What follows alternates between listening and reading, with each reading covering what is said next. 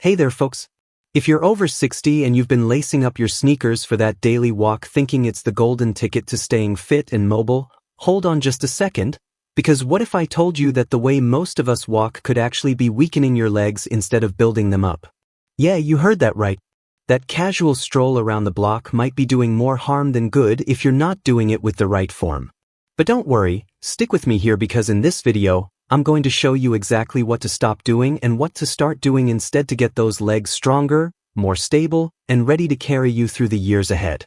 Trust me, by the end of this, you'll be walking out the door with a whole new pep in your step, literally. So, if you're ready to transform your walks into powerhouse sessions for your lower body, hit that like button right now, subscribe if you haven't already, and let's dive in. Alright, let's start by painting a picture. Imagine this. You're out for your morning walk, the sun's shining, birds are chirping, and you're feeling pretty good about yourself for getting moving. But as you shuffle along, maybe with your shoulders a bit hunched, feet dragging just a tad, or that slight forward lean that's become second nature, bam, without even realizing it, you're setting yourself up for weaker legs, achy knees, and even balance issues down the line. I see this all the time with my clients over 60, and it's not your fault. Life happens. Years of desk jobs, raising kids, or just the natural wear and tear of aging can sneak up and change how we move. But here's the kicker. Walking isn't just about putting one foot in front of the other.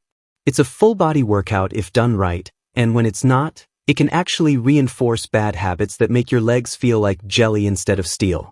So, why does this matter especially if you're over 60? Well, as we age, our muscle mass starts to dip. It's called sarcopenia, and it hits the legs hard because they're our biggest muscle group. Studies from places like the National Institute on Aging show that after 60, we can lose up to 3 to 5% of muscle mass per year if we're not proactive.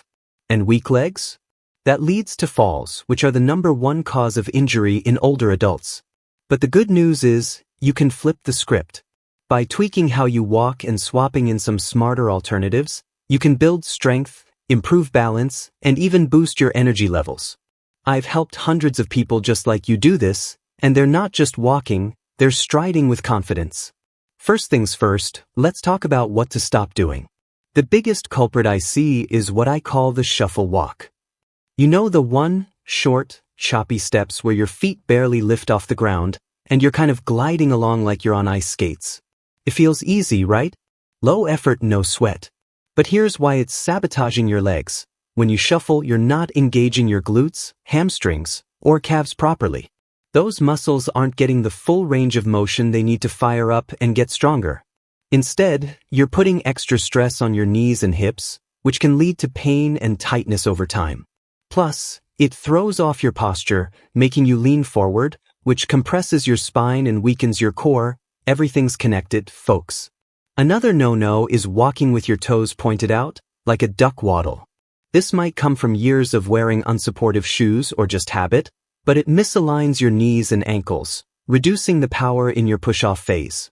That means less activation in your quads and calves, and hello to potential joint issues. And don't get me started on slouching while you walk. Shoulders rounded, head down looking at the sidewalk.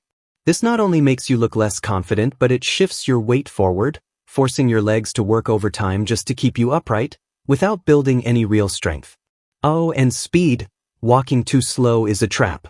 If you're ambling along at a pace where you could read a novel without breaking stride, you're not challenging your muscles enough. Research from the Journal of Gerontology backs this up. Slower walking speeds in older adults are linked to decreased muscle power and higher risk of mobility loss. So, if your walks feel more like a leisurely saunter than a purposeful march, it's time to rethink that. Now, before you think I'm telling you to ditch walking altogether, absolutely not. Walking is fantastic. It's free, accessible, and great for your heart. But we're going to upgrade it. Instead of those bad habits, let's shift to what I call power walking with purpose. This isn't about speed walking like you're late for a bus. It's about intentional movement that targets your legs for maximum strength gains. Start with your posture. Stand tall like there's a string pulling the top of your head up to the sky. Roll your shoulders back. Engage your core by gently pulling your belly button toward your spine, and keep your gaze forward, not down. This alone aligns your body so your legs can work efficiently. Now, for your steps. Aim for longer strides, but not so long that you feel strained. Lift your knees a bit higher with each step. Think marching in place but moving forward. This engages your hip flexors and quads right away. Here's a game changer. Focus on your heel-to-toe roll. Land on your heel first, then roll through the ball of your foot and push off with your toes. That push-off is where the magic happens. It activates your calves and glutes like nobody's business. Feel that? That's your legs getting stronger with every step. And to amp it up, swing your arms naturally, bent at about 90 degrees, pumping back and forth opposite to your legs. This not only helps with balance but adds a bit of upper body work, making your whole walk more dynamic. But wait, if you're over 60 and dealing with any joint issues, you might be thinking, this sounds intense, will it hurt? Great question. Always listen to your body, and if you've got arthritis or past injuries, chat with your doctor first. But the beauty of this is it's scalable. Start slow, maybe just 10 minutes a day, and build up. The key is consistency over intensity at first. Now, let's layer in some alternatives because sometimes straight walking isn't enough or needs variety to really build those legs. If your regular walks are on flat ground, mix in some inclines. Find a hill or even use a treadmill with elevation. Walking uphill forces your glutes and hamstrings to work harder, building strength without needing weights. Studies from the American College of Sports Medicine show that incline walking can increase muscle activation by up to 50% compared to flat surfaces. Just start with gentle slopes and work your way up. Another swap, interval walking. Instead of a steady pace, alternate between 1 minute of brisk walking, where you're breathing a bit heavier but can still talk, and 1 minute of easier recovery pace. Do this for 20 to 30 minutes. This high-intensity interval training style for walking boosts your metabolism and leg power. Research from Harvard Health indicates that intervals can improve muscle strength and endurance more effectively than constant speed walking, especially for seniors. If weather's bad or you want to stay indoors, try marching in place with modifications. Stand tall, lift your knees high toward your chest alternately, and add arm pumps. Do this for 5 to 10 minutes, and to make it leg-focused, hold onto a chair for balance if needed. It's simple, but it targets your quads and hips directly. Let's not forget about strength exercises that complement your walks. I'm not talking gym memberships. These are do-at-home moves. First up, squats. But wait, if full squats scare you, start with chair squats. Stand in front of a sturdy chair, feet shoulder-width apart, lower down like you're sitting back into the chair, then stand up using your legs. Aim for 10 reps, 3 sets. This builds quad and glute strength that's essential for powerful walking. Next, calf raises. Stand with feet hip-width, rise up onto your toes, hold for a second, then lower. Do 15 reps. This strengthens the calves for that push-off in your stride. And for hamstrings, try standing leg curls. Lift one heel toward your butt, alternate legs, 10 per side. These target the back of your legs, which often get neglected in regular walking. Balance is key too, since stronger legs mean nothing if you're wobbly.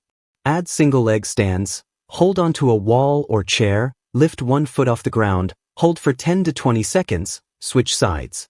This improves stability and engages your ankles and calves.